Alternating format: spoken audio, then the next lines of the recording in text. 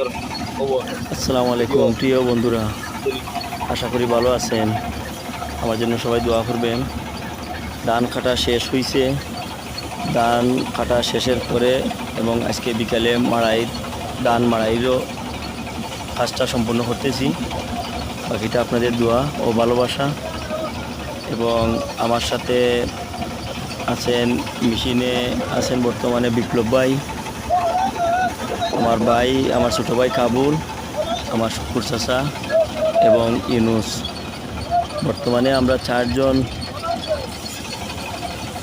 মিলে আমরা মাড়াইয়ের কাজটা শেষ করতেছি।